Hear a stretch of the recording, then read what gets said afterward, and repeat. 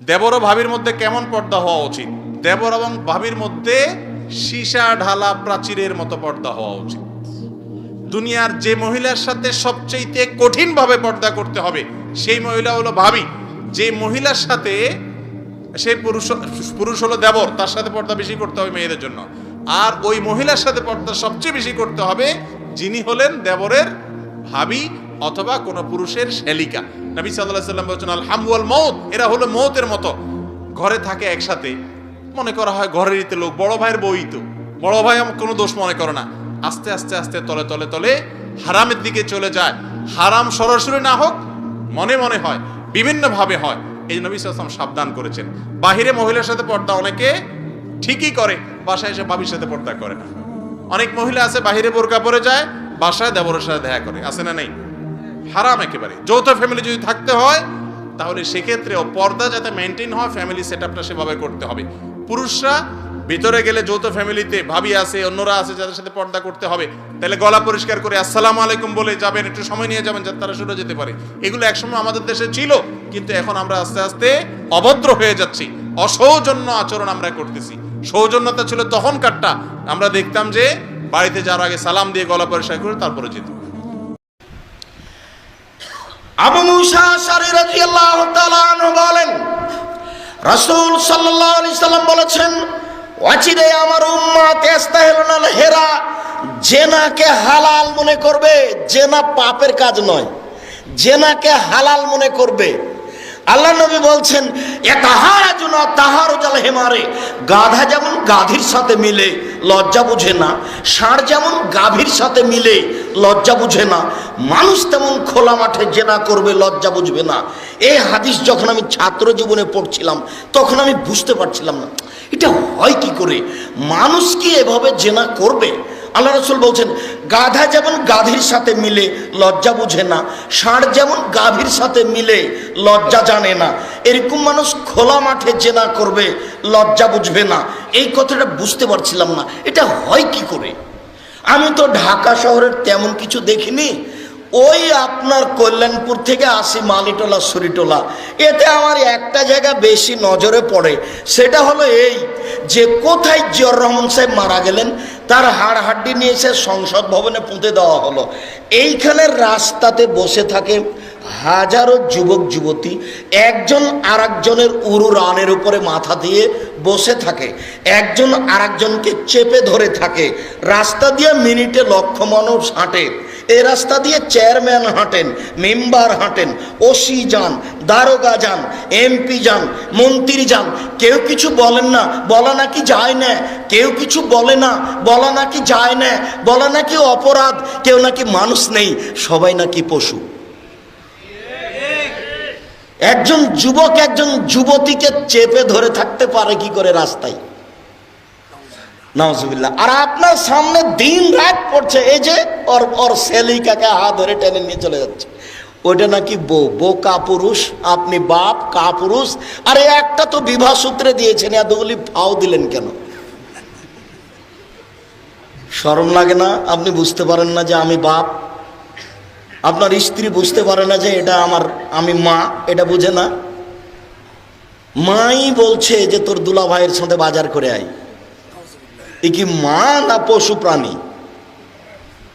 আল্লাহ বলছেন, বুঝে না ওরা অন্তর আছে, বুঝে না, দেখেও দেখে না ওরা চক্ষু আছে, দেখে না, শুনেও শুনে না ওরা কান আছে, শুনে না। উলায়েকা কাল আনআম, তারা পশু প্রাণীর মতো, তারা গরু ছাগলের মতো, তারা কুকুর শ্রীগালের মতো, ভালো আজাল বরং তার চেয়ে খারাপ। আল্লাহ বলছেন যে মানুষ কুকুর শ্রীগালের চেয়ে খারাপ। আমি অনুবাদক, কথা আল্লাহ বলেন। ও মা হয়ে যুবতী বেটিকে তার জামাইয়ের সাথে কি করে দিতে পারে? ছি ছি ছি ছি ছি ছি ছি ছি, নাউজুবিল্লাহ। আল্লাহর নবী বলছেন, আমার উম্মত জেনাকে হালাল মনে করবে, জেনা নাকি পাপের কাজ নয়। দুই, আল হারিরা, রেশমি কাপড়কে হালাল মনে করবে, যার কারণে আপনার বিছানের চাদর হচ্ছে মখমল জাতীয় চাদর, এটা রেশমি, এটা চলবে না। আপনার গায়ে আছে জামা সিল্ক কাপড়ের জামা, আপনার চলবে না, ওগুলো মহিলা মানুষের। অল খামরা, নেশাদার দ্রব্যকে আমার উম্মত হালাল মনে করবে। বিড়ি, তামাক, জর্দা, সিগারেট বলছে যে মাকরু, হুজুরে বলছে মাকরু। মাকরু আরবি শব্দ, মাকরু মানে খারাপ। হুজুর নিজে খারাপ খায় আর এমামতি করে। হুজুর শরম হয় না একটু? হুজুর আপনার লজ্জা হয় না একটু? হুজুর জর্দা খায়, দামি জর্দা, আবার হুজুর এমামতি করে, আবার বলে মাকরু। মাকরু আরবি শব্দ, মাকরু মানে খারাপ। হুজুর খারাপ খায় আর আমাদের এমামতি করে।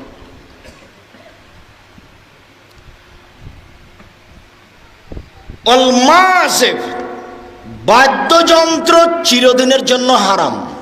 বাদ্যযন্ত্র, গান বাজনা চিরদিনের জন্য হারাম। সামিয়া রাসূলুল্লাহ সাল্লাল্লাহু আলাইহি সাল্লাম আল মাযাবির, আল্লাহর নবী গান বাজনার শব্দ কানে শুনলেন। সুম্মা ওয়াজা ইসবাইহি ফি উযুনাইহি, তারপর দুই আঙ্গুল দুই কানে ঢোকালেন। ফানানিত তারিকে, রাস্তা থেকে দূরে সরে গেলেন। রাস্তা থেকে দূরে সরে গিয়ে বলছেন আব্দুল্লাহ ইবনে উমর, জি হাল তাসমু শায়ান, তুমি কি বাদ্যযন্ত্র কিছু শুনতে পাচ্ছ?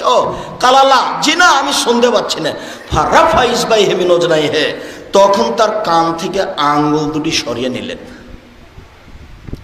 আপনার ছেলের কানে ইয়ারফোন লাগা আছে এখন, আর আপনি বাপ হয়ে পাশে বসে আছেন।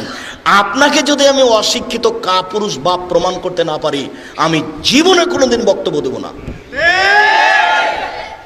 এই ছেলে, এই ছেলে, বোকা ছেলে, তোমাকে বলতে এসেছি, তোমার দোকানে দিন রাত বাজনা বাজে, দেখে কোনো মায়ের বেটার বৈধতা দিতে পারে?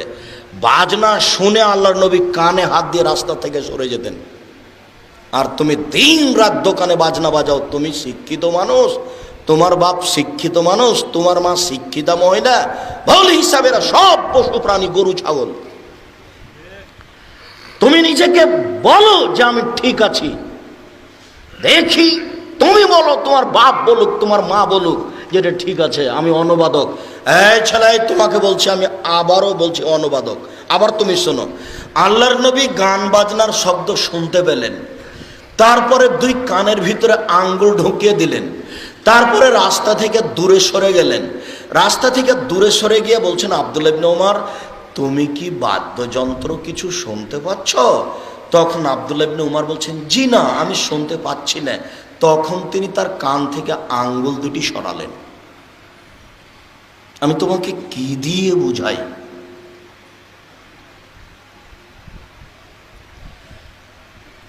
আব্দুল্লাহ ইবনে আব্বাস রাদিয়াল্লাহু তাআলা আনহু বলেন, রাসূল সাল্লাল্লাহু আলাইহি সাল্লাম বলেছেন, ইন্নাল্লাহা হারামাল খামরা ওয়াল মাইসিরা ওয়াল কুবা, নিশ্চয় আল্লাহ তাআলা নেশাদার দ্রব্যকে হারাম করেছেন। নিশ্চয় আল্লাহ তাআলা জুয়া খেলাকে হারাম করেছেন। নিশ্চয় আল্লাহ তাআলা বাদ্যযন্ত্রকে চিরদিনের জন্য হারাম করেছেন। আব্দুল্লাহ ইবনে আব্বাস রাদিয়াল্লাহু তাআলা আনহু বলেন, রাসূল সাল্লাল্লাহু আলাইহি সাল্লাম বলেছেন, ইন্নাল্লাহা হারামাল খামরা বায়াল খামরে ও বায়াল মাইতাতে ও বায়াল আসনামে, নিশ্চয় আল্লাহ তাআলা মদ ক্রয় বিক্রয় হারাম করেছেন।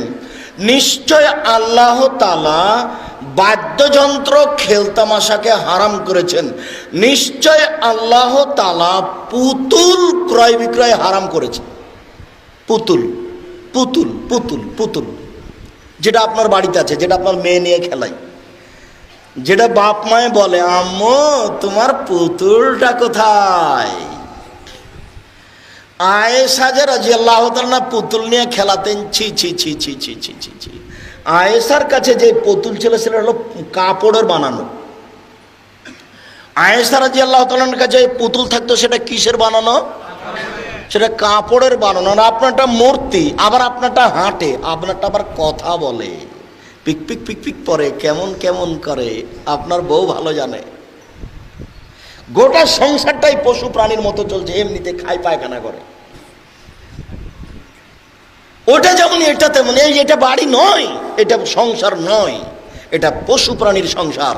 খারাপ লাগে, কোনো উপায় নাই আমার, আমি এখান থেকে ফিরতে পারি না। আপনাকে আমি খুব ভালোবাসি, আপনার সাথে আমার আন্তরিকতার ভালোবাসার অভাব নেই, কিন্তু আমি কিছু করতে পারি না। আমি কি উপকার করতে পারি আপনার? আবু মুসা আশআরী রাদিয়াল্লাহু তাআলা আনহু বলেন, রাসূল সাল্লাল্লাহু আলাইহি সাল্লাম বলেছেন, লা ইয়াশরাবানা নাসুন মিন উম্মাতিল খামরা ইসমুনা হবে গারি ইসমিহা, আমার উম্মত মদ খাবে, নাম দিবে অন্য। আমার উম্মত মদ খাবে, নাম দিবে অন্য। ওয়া ইউজাফালা রৌসিম বিল মুআযিফাল মুগান্নিয়াত, আমার উম্মতের নেতাদেরকে সম্মান করা হবে গায়িকা দিয়ে। কলেজ বিশ্ববিদ্যালয়ের ছাত্রীকে দিয়ে সম্মান করা হবে নেতাদেরকে। আমার উম্মতের নেতাদেরকে সম্মান করা হবে গায়িকা দিয়ে, বাদ্যযন্ত্র দিয়ে। এ কথা আল্লাহর নবী বলেন, আমি অনুবাদক, হাদিস বুখারী মুসলিম। বাবা, এই ছেলে, তোমার মা ভোটে দাঁড়িয়েছে গো, তোমার মা ব্যানারের একদিক ধরে আছে আর তোমার খালা একদিক, আর বলছে অমুকের চরিত্র ফুলের মতো পবিত্র।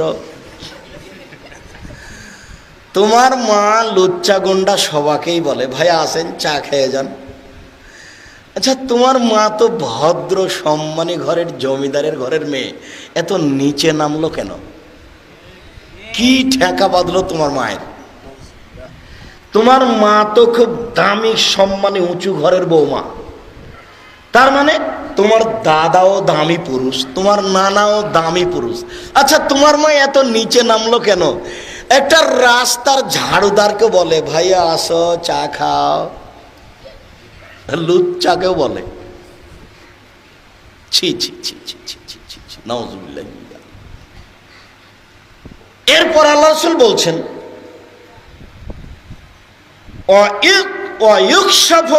যে এদেরকে মাটিতে ধসিয়ে দেওয়া হবে। ওয়াইজুল মিনহুমুল কিরদাতুল খানাজির, এরা হয়ে যাবে বানর, এরা হয়ে যাবে শূকর, এরা হয়ে যাবে বানর, এরা